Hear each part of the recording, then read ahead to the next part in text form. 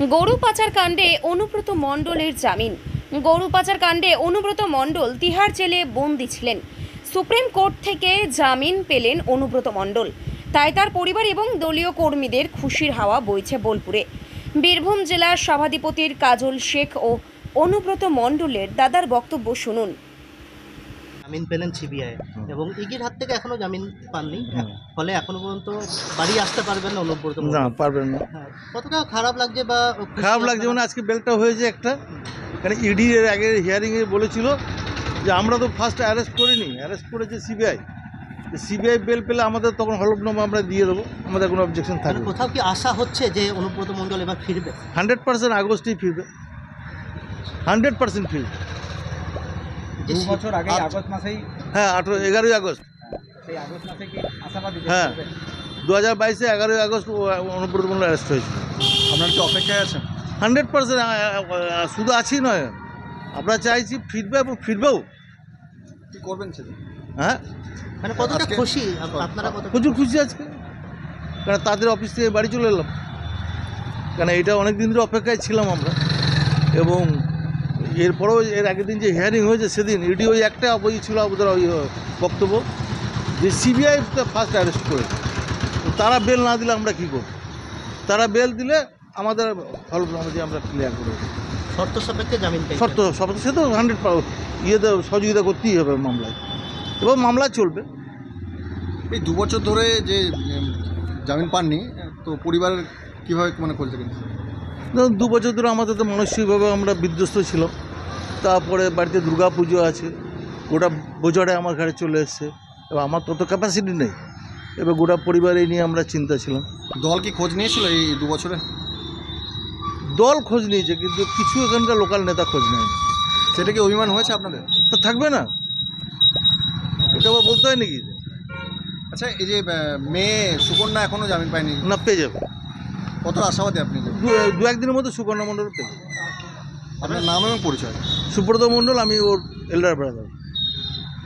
CBI থেকে এবং ইডির কাছ থেকে এখনো পর্যন্ত মুক্তি নয়, এখন পর্যন্ত ফিরছে না অনুব্রত, কি বলবেন? দেখুন, আমরা বিভিন্ন সভা সমিতি থেকে সভামঞ্চ থেকে আপনাদের মাধ্যমে আপনারা খবর করেছেন, আমরা দাবি করেছিলাম সব সময়ের জন্য যে অনুব্রত মণ্ডল মহাশয়কে মিথ্যা মামলায় তিহার জেলে আবদ্ধ করা হয়েছে, এটা রাজনৈতিক ষড়যন্ত্র ছাড়া অন্য কিছু নয়। সেটাই প্রমাণিত হলো, মহামান্য সুপ্রিম কোর্ট সেটাই প্রমাণিত করলেন এবং অনুব্রত মণ্ডল মহাশয়কে বেলে মুক্তি দিয়েছেন। এর অল্প দিনের মধ্যে অপেক্ষা করুন, আমরাও দেখতে পাবেন তিনি ইডি মামলাতে বেল পাবেন, এবং বীরভূম জেলার যে অভিভাবক আসনে তিনি ছিলেন সেই জায়গাতেই তিনি থাকবেন। তার সেনাপতি, তার অভিভাবকত্বে বীরভূম জেলা আগামী দিনে আরও ভালো জায়গায় পৌঁছে যাবে। যদিও পিছিয়ে পড়া বীরভূমকে তিনি এগিয়ে নিয়ে গেছেন। বোলপুরের তার বাড়ি, কিন্তু এখন পর্যন্ত বোলপুরের যে সমস্ত নেতারা রয়েছে আপনাদের তৃণমূলের, তারা কিন্তু কেউ পাশে নেই এবং তাদেরকেও দেখা যাচ্ছে না, মুখ খুলতেও পারছে না। দেখুন, বোলপুরে তার বাড়ি হলে তার আদি বাড়ি কিন্তু নানুর। আমি যে গ্রাম পঞ্চায়েতে বসবাস করি সেই গ্রাম পঞ্চায়েতের আর বাড়ি চারগ্রাম গ্রাম পঞ্চায়েতে। এক মাঠে কেষ্টমণ্ডলের সঙ্গে আমার পরিবারে এক মাঠে চাষ, এক জায়গাতে বাস। সে আমার দাদার মতো, আমার অভিভাবকের মতো। বিভিন্ন সময়ে তিনি নির্দেশ দিয়েছেন, তার হাত ধরে আমাদের আজীবন পত্র শুরু। আমার পরিবারের যে 3 জনকে আমি হারিয়েছি, আমার 2 দাদা এবং বাবাকে, সব সময়ের জন্য অভিভাবক আসনে অনুব্রত মণ্ডল মহাশয় ছিলেন। তিনি আমাদের বিভিন্ন সময়ে বিভিন্ন সুপরামর্শ দিয়েছেন, সেই পরামর্শ মতো আমরা এগিয়ে গেছি। টিম বীরভূম 2021-এ যে নির্বাচন করেছে, যে ব্লক সভাপতি হল অনুব্রত মণ্ডল মহাশয় ঠিক করে গিয়েছিলেন, তারাই আছে। বুথ সভাপতি তারাই আছে, টাউন প্রেসিডেন্ট তারাই আছে, টাউন সভাপতি তারাই আছে, বিধায়ক তারাই আছে। 21-এ নির্বাচন এবং 24-এ নির্বাচন আমাদের মমতাময়ী মা মমতা বন্দ্যোপাধ্যায়ের নির্দেশে বীরভূম জেলার যারা টিম অনুভব তারা কাজ করেছে। 21-এ নির্বাচনে অভাবনীয় ফল পেয়েছে তৃণমূল কংগ্রেস। 24-এ নির্বাচনে আমাদের সেনাপতি অভিষেক বন্দ্যোপাধ্যায় তারাপীঠে এসে আমাদের যে পরামর্শ দিয়েছেন সেই পরামর্শ মতো আমরা কাজ করেছি, এবং বীরভূম জেলার বোলপুর লোকসভা কেন্দ্রের সাংসদ অসিত মাল 3 লক্ষ ভোটের বেশি ব্যবধানে, এবং সিউড়ি লোকসভা অর্থাৎ বীরভূম লোকসভা কেন্দ্রের শতাব্দী রায় 2 লক্ষর বেশি ভোটের ব্যবধানে জয়যুক্ত হয়েছে। আমার দৃঢ় বিশ্বাস অনুব্রত মণ্ডল মহাশয় তিনি আসছেন, তিনি বীরভূম জেলার সভাপতি আসনে আছেন, তিনি আবার সভাপতি আসনে বসবেন। 26-এ নির্বাচনের দায়িত্ব তিনি নিজের কাছে তুলে নেবেন, এবং তার সেনাপতিত্বে বীরভূম জেলার বিরোধীরা যে ভোটটা পেয়েছে তার থেকেও অনেক কম ভোট তারা পাবে বলে আমার বিশ্বাস। একটা বিষয় লক্ষ্য করা যাচ্ছে যে অনুব্রত মণ্ডলের দাদা সুব্রত মণ্ডল তিনি অভিযোগ করছে যে এতদিন ধরে বোলপুরে যে সমস্ত লোকাল নেতারা তারা কিন্তু খোঁজ খবর নেয়নি পরিবারের পক্ষে। মানে আপনি তো আপনাকেও দেখা গেছিলো যে কালী পুজোয় ওখানে থাকা, এমনকি তাদের সঙ্গে বাড়িতে দেখা করতে যাওয়া, দুর্গা পুজোতেও বাড়িতে দেখা করতে যাওয়া। মানে কোথাও কি মনে হচ্ছে যে বোলপুরের নেতারাই চাইছে না যে অনুব্রত মণ্ডল না ফিরুক?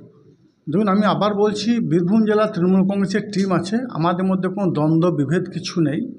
পরিবারে কোনো কোনো ক্ষেত্রে ক্ষোভ বিক্ষোভ থাকলেও থাকতে পারে, সেটা তাদের ব্যক্তিগত ব্যাপার, সে বিষয়ে আমি কোনো মন্তব্য করব না। কিন্তু আমি ব্যক্তিগতভাবে বলি, আমি অনুব্রত মণ্ডল মহাশয় ছোটো ভাই হিসেবে কাজ করেছি, সে আমার দাদার মতো, অভিভাবকের মতো। সেই হিসাবে উনি যে কালী পূজাটা করতেন, সেই কালী পূজা গত বছর অংশগ্রহণ করেছি। দুর্গা পূজায় তার বাড়িতে গিয়েছি, তার অবর্তমানে তার পরিবারবর্গের সাথে থেকেছি, কালী পূজাও থেকেছি, দুর্গা পূজাও থেকেছি, এবং তার ভাইদের সঙ্গে বা পরিবারের সঙ্গে অনেকবার অনেক সময় বসে আমি আলাপ আলোচনা করেছি, তাদের সুখ দুঃখের ভাগিদার হয়েছি। সর্বতই কে কী করেছে না করে যায় না, আমি অনুব্রত মণ্ডল মহাশয় পরিবার পাশে ছিলাম, এখনও আছি।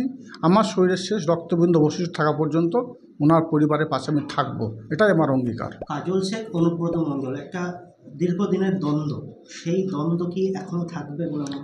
দেখুন, আমি ব্যক্তিগতভাবে যেটা বলি, আমার মতে আমার সঙ্গে আমার অভিভাবকের আজ পর্যন্ত কোনোদিন মতপার্থক্য মতদ্বন্দ্ব হয়নি।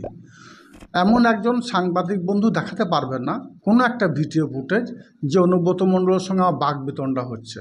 আমি তাকে সব সময়ের জন্য আমার অভিভাবক আসনে বসিয়ে রেখেছি এবং আগামী দিনেও রাখবো। অনুব্রত মণ্ডল যেভাবে আমাকে বলেছে সেভাবেই আমি চলেছি।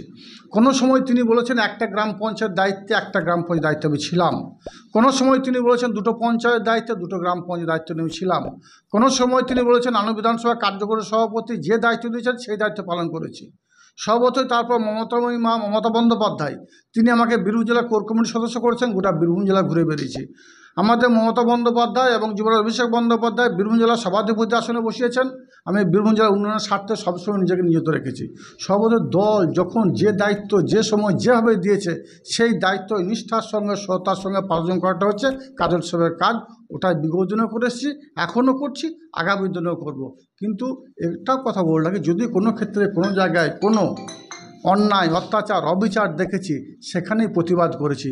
আমি দেখিনি আমার সামনে কে আছে, এখনও দেখিনি, আগামী দিনেও দেখব না। এই অন্যায় অত্যাচার অবিচারের বিরুদ্ধে প্রতিবাদ করতে গিয়ে আমি আমার পরিবার দুই দাদাকে হারিয়েছি, বাবাকে হারিয়েছি। সর্বতই কাজল শেখ যে পথে ছিল সে পথেই আছে। কাজল শেখ দলের নির্দেশ অক্ষরে অক্ষরে পালন করা হচ্ছে তার কাজ, দলের নির্দেশ অক্ষর অক্ষরে পালন করেছি। অনুব্রত মণ্ডল মহাশয় যেভাবে পরিচালনা করেছে সেভাবেই আমি পরিচালিত হয়েছি। আগামী দিনে বীরভূম জেলার দায়িত্বে আসার পরে তিনি যেভাবে আমাকে বলবেন সেভাবেই চলতে আমি বদ্ধপরিকর। কাজ কি ওই আপনি যেভাবে নিষ্ঠার সঙ্গে কাজ করছেন এখন, সেটা কি সম্ভব হবে বলে মনে করছেন? অবশ্যই অনুব্রত মণ্ডল সততার সঙ্গে কাজ করে গেছেন, যার জন্য তিনি বেল পেয়েছেন, যার জন্য তার বিরুদ্ধে কোনো তথ্য প্রমাণ আনতে পারেনি, যার জন্য তাকে বেল দেওয়া হয়েছে। ইডির ক্ষেত্রে একই ঘটনা ঘটবে, অল্প দিনের মধ্যে তথ্য প্রমাণের অভাবের ভিত্তিতে তাকে বেকসুর খালাস করা হবে এবং তিনি বীরভূম জেলার সিংহাসনে পুনরায় অধিষ্ঠিত হবেন এবং তার সেনাপতিতে বীরভূম জেলা আগামী দিনে যেভাবে চলেছে উন্নয়নের ধারা অব্যাহত রেখেছে সেভাবে বীরভূম জেলা আগামী দিনে চলবে।